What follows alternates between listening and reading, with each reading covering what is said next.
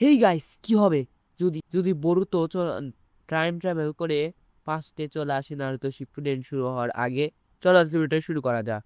ভিডিওটা শুরু করার আগে তাড়াতাড়ি তোমরা কমেন্ট এবং সাবস্ক্রাইব যা করার আগে সব করে দাও। এখানে বরুতো প্রথমে যুদ্ধের সাথে ফাইট করবে, করতে তার অবস্থা খুবই খারাপ হয়। যাই হোক, একটা জিনিস বলে রাখি, এটা একটা হোয়াট ইফ ভিডিও, যে কোনো কিছু হতে পারে। তার নিজ চোখে তারপর নারুতোকে মরতে দেখে। তার কিছুক্ষণ পরে সে সাসকেকেও মরতে পরে বরুতো অনেক রেগে যায়। সে রাগের মাথায় তখন বরুতো সুইচদের সাথে অনেক ব্যাটেল করার চেষ্টা করলেও সে পারে না। সে নিজের এই হারের কষ্টতে সে একটি নতুন পাওয়ার আনলক করে। যোগানের মাধ্যমে হঠাৎ করে সেখান থেকে চলে যায়। সেখান থেকে অদৃশ্য হয়ে ভাবতেছিল বরুতো কোথায়। তখনই আমরা দেখতে পাই বরুতো সেখানকে টেলিপোর্ট হয়ে গেছে। ঠিক সে সময় যে সময় নারুতো এবং সাসকে সেই আইকনে ব্যাটেল করছিল, মানে নারুতো আর্লি নারুতোতে, তখন বরুতো দেখতে পারে সেখানে নারুতো হেরে যায়। সাসকের এই অবস্থা, সাসকে উচিমারুর কাছে যাওয়া দেখে সে নিজের আইডলকে এভাবে এভাবে উচিমারুর কাছে যাওয়ার আগে সে সিদ্ধান্ত নেয় সে সাসকেকে ট্রেনিং প্রশ্ন করতে পারো যে সাসকেকে কেন, তোকে কেন না?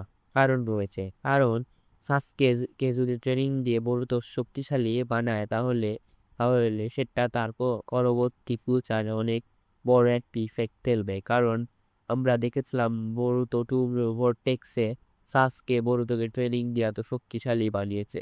কারণ যদি সাসকে আরো বেশি শক্তিশালী হতো তাহলে সে বরুতোকে আরো স্ট্রং বানাতে পারতো। স্টোরিটা কন্টিনিউ করা যাক।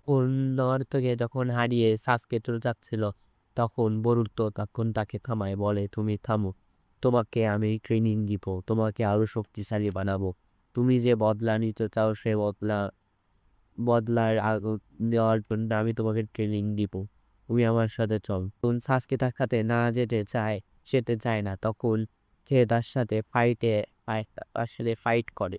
তো তোমরা সবাই জানো বরুতো সাসকেকে একবারে খুশি টুচি মেরে একবারে অবস্থা খারাপ করে। তো আর সাসকের এই টাইমে সাসকের সাথে যদি বলতে ব্যাটারি করে, তাহলে তো বরুতো একবারে খারাপভাবেই তাকে হারিয়ে দিয়েছে। তারপরে বরুতো তাকে মেরে ধরে বলে যে চলো, তোমাকে আমি ট্রেনিং দিব।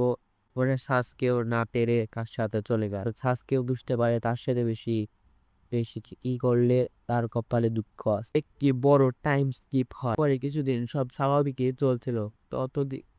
তখনই বরুতো সাসকেকে একদিন ট্রেনিং দিতে হঠাৎ করে একটি অনেক পাওয়ারফুল চাকরা ফ্লো বুঝতে পারে।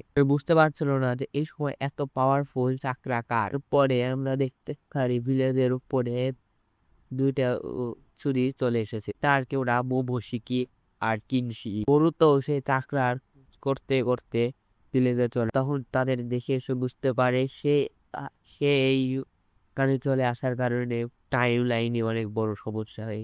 তারা এত তাড়াতাড়ি চলে আসল টাইম লাইনে কিন্তু সাসকেকে উরোচিমারু টেনে নিচ্ছে, কিন্তু সেখানে সেটা হয়নি। তারপরে বরুতোর মতো পাওয়ারফুল লোক এখানে আসার কোনো ছিল। এই টাইম লাইনে এখন কিন্তু দুইটা মুশিকি রয়েছে। তো বরুতো তাদের সামনে যায়। একদিন যারা তাদের থেকে ঠেকাতে চায়, কিন্তু কেউই তাদেরকে ঠেকাতে পারে না। এমন কোনো নির্জাই নেই যারা ঠেকাবে।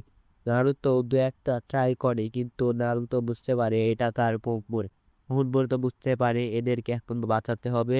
তখন বরুতো তাদের সাথে ফাইটে চলতে বরুতো মুশিকের থেকে অনেক শক্তিশালী, এবং তখন ফাইট করতে করতে দুইজনকে একসাথে বরুতো সামলাচ্ছে। পরে বরুতো এক সময় হঠাৎ করে তার কার্মা অ্যাক্টিভ করে, তারপরে দুইজনকে সেইভাবে হারিয়ে দেয়। তো এতক্ষণে বরুতোকে সবাই দেখে ফেলেছিল। ভিলেজে সবাই বরুতোকে থামতে বলে। তো সেখান থেকে চলে যাওয়ার ট্রাই করলে জিরায়া বলে তুমি কে? আজকের মতো এটুকুই। নেক্সট পার্ট কিছুদিন পরই আসবে। এরকম আরো আর কি ভিডিও পাওয়ার জন্য তাড়াতাড়ি আমাদের চ্যানেলকে সাবস্ক্রাইব করে দিও।